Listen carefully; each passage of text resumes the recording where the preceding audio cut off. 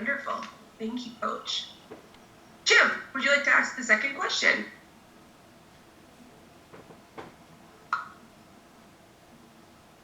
Jim, are you with us?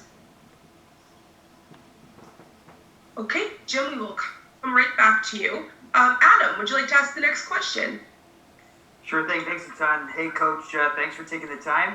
Of course, I'm assuming you don't want to tip your hand too much, but can you give us a sense of how you want the club to play, not just on Saturday, but through the rest of the bubble here? Yeah, we're trying to build an identity. I think it's vital for us to focus on ourselves as we're building. I think it's very important as we're trying to transition this club. Obviously, myself, new coaches, new players, we're a club in transition, and it's very, very important that we play in a certain way. We try to work on it as much as we possibly can without playing any games. We haven't played a single game against anybody, so it's very difficult to do that. But we want to go out and try and pose ourselves on the opponents, and that starts in game one, and that's going to be every game as we play. So we're definitely in a building phase. We go into these games playing for 3 points, but in many respects, being in the bubble here truly is our preseason. It's an opportunity for us to spend some time on the road together, grow, come together, and figure out what's working, what's not working, and then adjust it, obviously, and hopefully we'll continue to progress and move forward in a positive direction as the season goes along. Thanks a ton. No follow-ups. Good luck on Saturday, Coach. Much appreciated. Thank you, Adam. Jim, we're going to bounce back to you, or are you with us?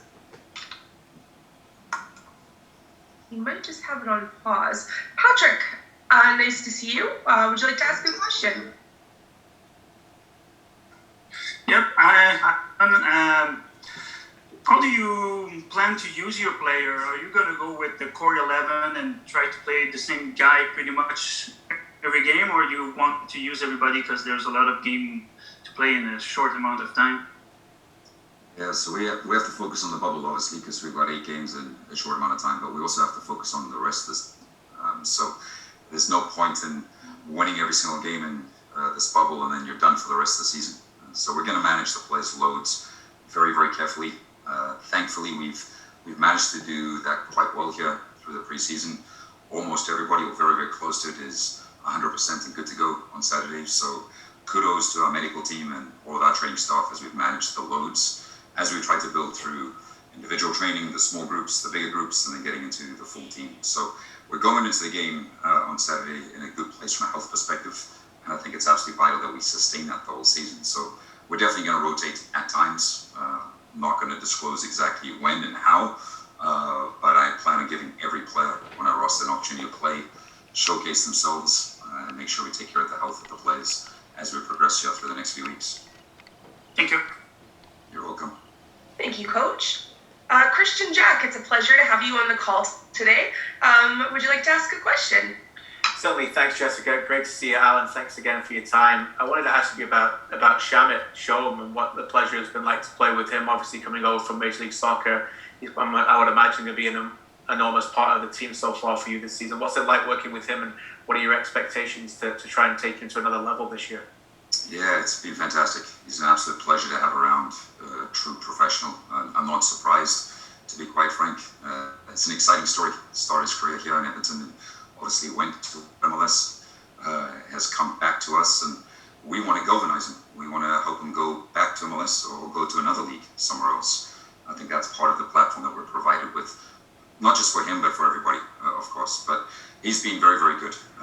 We've been very careful with him. He had off-season surgery, and we've had to progress him very slowly, but he's been training consistently now for several weeks, so he'll be good to go for Saturday. Just a quick follow-up. I know it's the preseason kind of talk, and there's not been a lot of talk in terms of who's going to be playing, but what do you expect from Ottawa in terms of what they're going to get? I know they've got a few newcomers and they're trying to put the team together, but they look strong. What do you think about them as an opponent?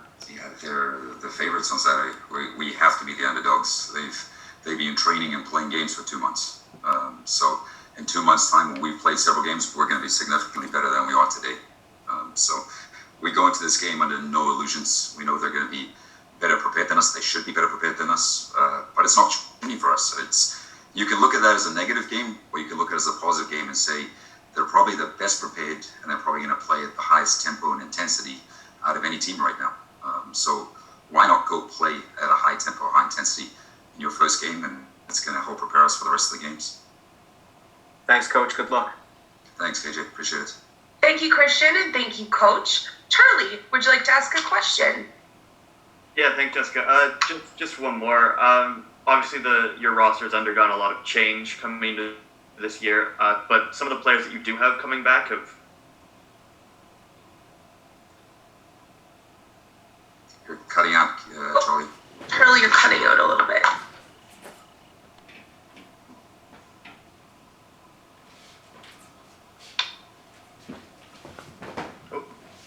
Charlie? I'm sorry. My no problem. Cut out for a second. Did you miss the whole thing? We got the beginning. Right. That's fine. So yeah, as I was just wondering, since the roster's undergone a lot of change, but you haven't had maybe the kind of preseason you would have wanted with friendlies and stuff, how much do you anticipate leaning on the guys like Amir Didic and Easton Ongaro who have been around this club for a while? Yeah, it's interesting. We've retained quite a few players. Obviously, Easton and Amir are two of them, but they're not the only two. There's several other guys too. And I look at it, and I'm going to give you a weird story. I look at this as we've bought a house and it needs some repairs, and we've got some good rooms and we've got rooms that we need to fix. And two of those players you mentioned are two of the better rooms in the house, but there's other rooms that we need to go do some work on and maximize and clean up and fix. And we're all about trying to maximize every play that we have in the group. So we're going to lean on Easton, of course. We're going to lean on Amir. There's other players too. There's also other players that we need to work on to improve. We're going to push them as hard as we possibly can to get everything out of them. We've welcomed the other guys that have come in to join the group, and now it's all about putting it together. Thanks, Alan. I appreciate it. No problem. Thank you, Coach. Roger, would you like to ask a question? Yes, thank you very much. My name is Roger Grenels from Deportes Hoy Canada Spanish Network. Mr. Allen, it's a pleasure to have you coach a great team in Alberta. I wish you good success with the club. And I would like to ask you this question. With the pandemic, it is very difficult to predict when the clubs will allow fans in the stadiums. Is there any date for fans to return to support their teams, in this case in Edmonton? And what protocols could be implemented for a healthy environment at Clark Stadium? Thank you so much. You're welcome. Nice to meet you, Roger. I'm not the person to answer those questions, unfortunately. But I can tell you what I feel and what I think. I cannot wait to have supporters in the stands. Obviously, I've been fortunate to watch not as much of the Euros as I would like, but there's been a few games where there's been full stadiums, and we all feed off that passion. Like it's much needed in our business. It's much needed in our game. It's a big part of life, and the sooner we can have fans back in the stands, the better it's going to be for all of us. I think it's part of our jobs. It's our jobs, mine as a coach and our players, to give energy to our supporters, but it's also fans and supporters who come in the stands who give us energy too. So the sooner that happens in a safe manner, the better it is for all of us. So hopefully not too soon after we get back from this bubble, we'll be able to have fans in the stands at Clark Stadium. I hope for the best for all of us. Thank you so much. You're welcome. Thank you. Thank you, Roger. James, would you like to ask a question? Yes, thank you very much. Alan, it's never a small step taking on a new job, let alone in 2020. What have been some of the challenges you've dealt with this year? What's surprised you in the process of getting ready for the season? And maybe on a personal level, how eager are you to finally get on the field with the team? I don't mind disclosing this because it's a no-brainer. I've been coaching for 20 plus years as my profession, either in the university game or in the professional ranks, and this is the least prepared a team has ever been for a season. But thankfully, it's not just us. Every team should be feeling the exact same way. We haven't played any games or anything like that, so that definitely is the biggest challenge. But thankfully, for the most part, it's somewhat of a level playing field. So we'll embrace that challenge. We push the guys as much as possible. We've leaned on the positives. We started in one-on-one training, and a big positive in one-on-one training is being new with this club, being new in this job. It actually allowed me to spend one-on-one time with our players, and that was a big positive. I got to know them as people. I got to know them, their strengths, their weaknesses, and then we were able to bounce from that to bigger groups as we progress. So we try to turn challenging situations into positives. I feel like we've done that. If I use the words how I really felt about starting the games on Saturday, I'd probably get myself in trouble. But it's pretty mild to say we're chomping at the bit. We're buzzing. We're excited. We cannot wait to get to play the game on Saturday and play every game that we get to play this season. I think this pandemic has given us all a very broad perspective on life and on sports, and we get an opportunity on Saturday to go express ourselves, and we're going to go embrace that challenge. Excellent. Glad to hear it. Good luck on Saturday. Thank you. Thank you, James, and thank you, Coach. Jim, we're going to go back to you to see if you're still having computer issues. How's that? Oh, perfect. Now we can hear you. Yeah, it just didn't work before.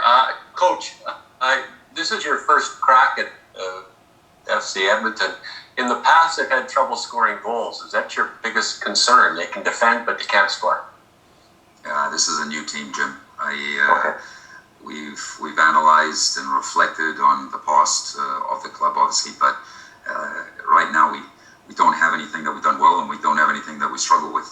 It's a brand new slate as we move forward with this group. I believe we can score goals, but we're going to find out over the next few weeks, the next few months. We've worked on that a lot, but we've also worked on defending too as a group. So we're just excited to go play games and see what do we have. Because until you play games, you don't really know. We could be scoring goals left, right, and centre the whole season long, or we may have some challenges there. But we're excited to embrace whatever happens and continue to reinforce what we're doing well. And things that might be challenging areas for us, we're going to go address those, improve them as the season goes along. And Paris, you brought in Paris, who's a midfielder. What do you expect from him? Yeah, what's interesting with Paris, I coached him when he was very, very young in the university game. And it's interesting when you coach players at different stages of their career. I coached him when he was a young kid, and now he's a man. Now he's a professional who I feel very comfortable playing in a variety of different positions, to be quite frank. I have a lot of trust and confidence in him, and I'm excited to see what he can do in the CPL. He, like me, is a Canadian who went down to the States, played down there for a few years. He was in Europe, and I know he's excited to come back and play in Canada, just like I'm excited to come back to Canada and coach in the CPL. One last question. How come Ottawa got a chance to play games and nobody else did?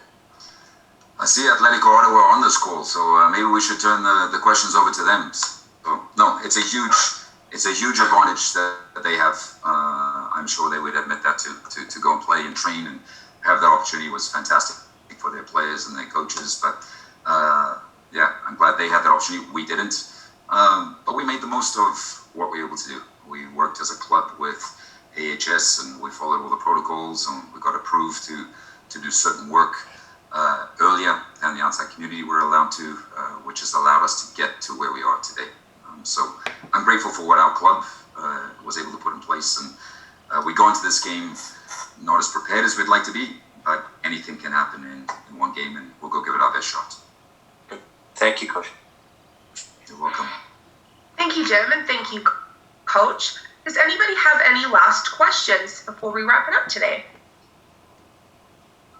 No, it doesn't look like it.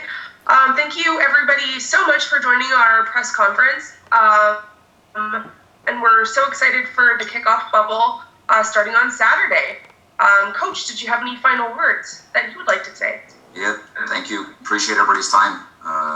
Looking forward to the challenge that not only Saturday presents, but all of the games as we move forward.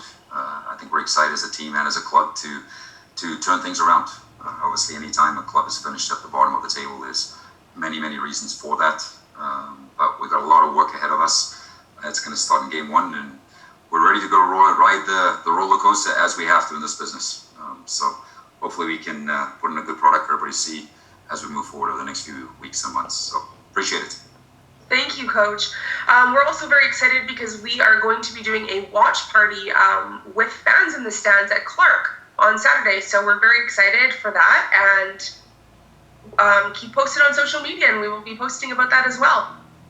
If anyone has any other media questions, please feel free to send me a message.